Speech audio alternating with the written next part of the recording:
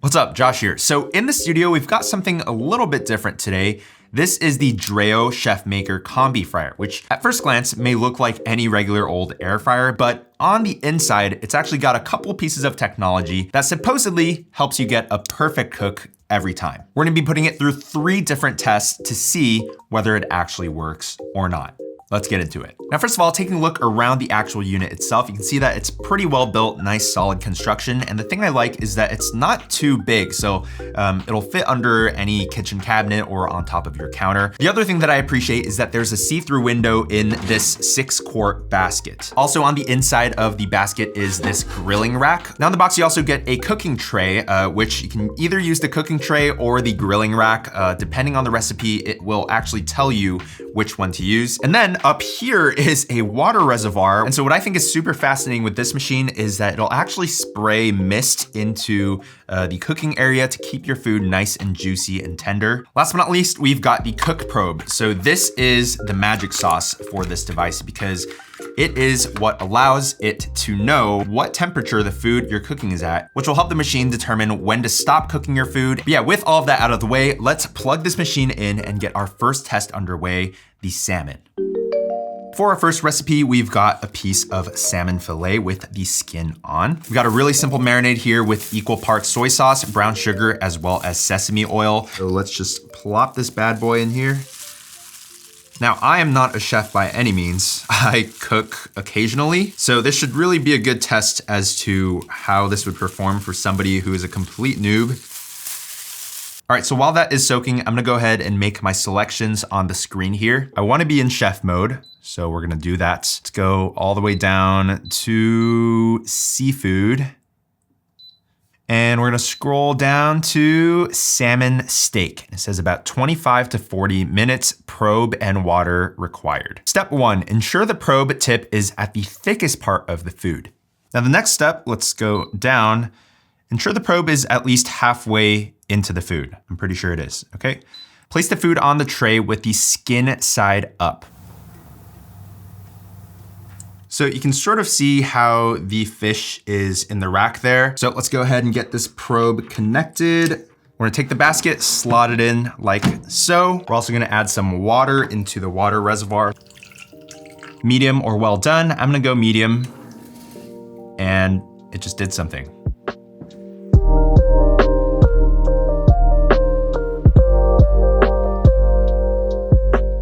The first thing is, it's super quiet. I mean, I can hear it misting in there, but compared to my air fryer that I have in the kitchen, this is like silent. And then the other thing I wanna note is that it is super cool to be able to see the temperature that your food is at, as well as the time remaining right on the screen. And then this info is also mirrored in the app, so you can see the estimated time remaining, 10 minutes, 71 degrees, and it looks like it is on step 1 out of 2. So the first step is to achieve doneness.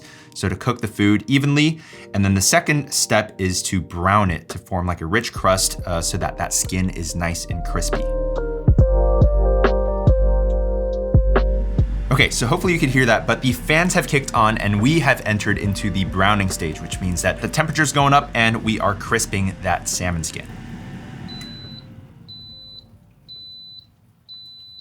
Holy crap, that was so fast. So the big reveal.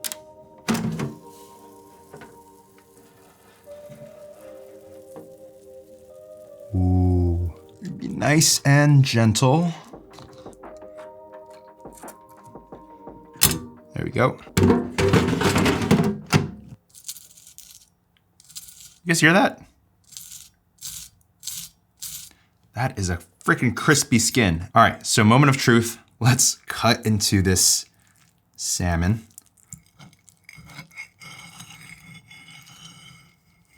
Wow.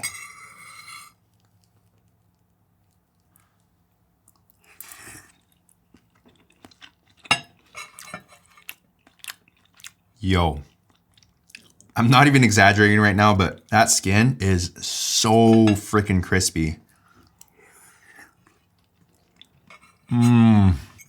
Wow, this changes everything, guys. Oh my goodness. Not bad at all for $5 piece of salmon, 2 minutes of prep work, and then 10 minutes of cooking.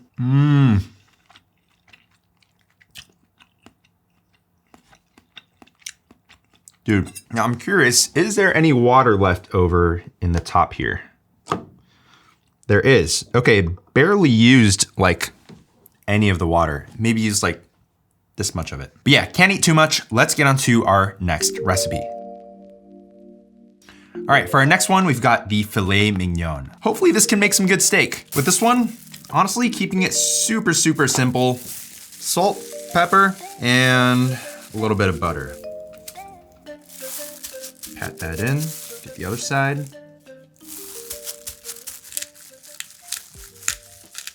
And honestly, I don't know what the plan with the butter is. Usually you baste it, right, when it's in the hot pan. But with this one, I don't know, do I just put it on top? We are experimenting today. All right, and there we go. We still have leftover water in the reservoir. So we're gonna go chef mode, beef, chuck roast, prime rib, filet mignon.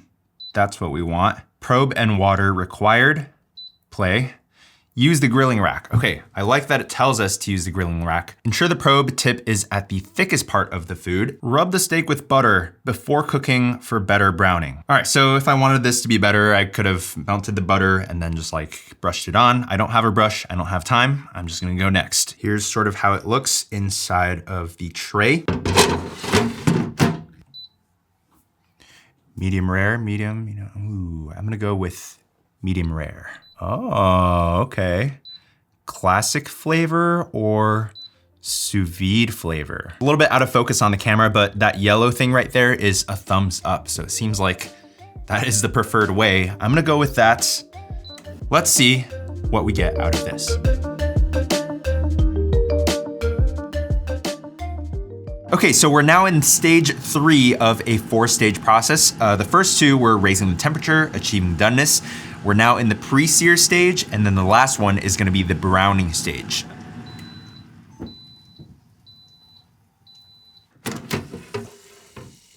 Ooh.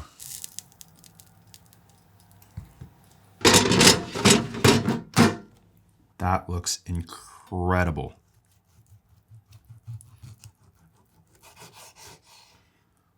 Ooh, okay, all right. So you steak experts out there tell me if this is medium rare. It looks more like a medium to me. Then again, it is a pretty small piece of steak, so I'm sure that it's, it's a little bit harder to achieve like a true medium rare. But yeah, check that out. We are living in the future, folks.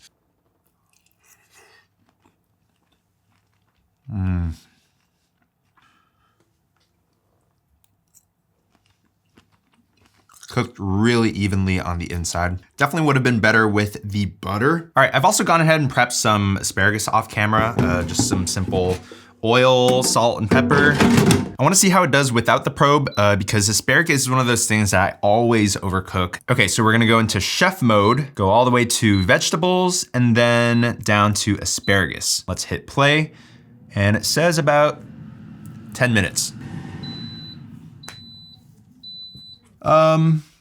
You know what? It certainly looks a little bit overcooked.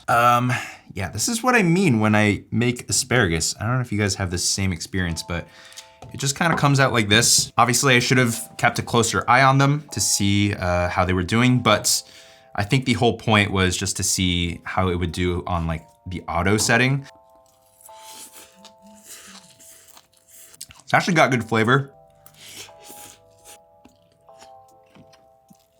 That was delicious. Let's move on to our third and final test, chicken breast. All right, the third and final test is gonna be chicken breast because I find that with chicken breast, I never know if it's actually done inside and then you end up slicing into it and then it's undercooked, you put it back in and then it becomes overcooked.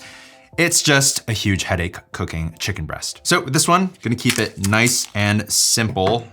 2 chicken breast fillets. I'm gonna be using this lemon pepper seasoning from Kinder's. Hopefully that's yummy. Oh yeah, that looks like it's gonna be good.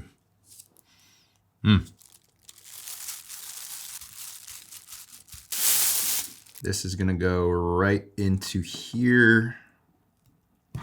Ooh. Filet number 1 and filet number 2. Here's sort of how they sit inside of the baskets. Now I'm actually gonna try this. I wanna go from my phone, so I'm gonna hit chef mode, and then poultry, chicken breast, which is the first one. Here are the instructions. Let's hit next. The classic flavor is gonna be 15 to 25 minutes, and then the sous vide flavor is gonna be 25 to 35 minutes. I'm gonna go for that one. Sending to device. As you can see on the screen, that just showed up, and we just hit start, and it goes. Now this one, it looks like, is gonna be a 3-step process. So the first one is achieving doneness, then browning, and then resting. That's interesting. So it's interesting that there's different, I guess, algorithms and different steps for each of these different pieces of protein. All right. I just got a notification on my Apple Watch that the cooking finished. So it's actually pretty nice that it integrates with your phone and all your electronics. Wow. Smells fantastic. All right, you guys know the drill. I'm just gonna go and cut into this directly in the fattest part of the chicken breast to see if it is truly done. Ooh. Look at that. I don't know about you guys, but that is a perfect piece of chicken breast if I've ever seen one. Looks very juicy and tender as I cut into it. That looks amazing. Let's go for a bite.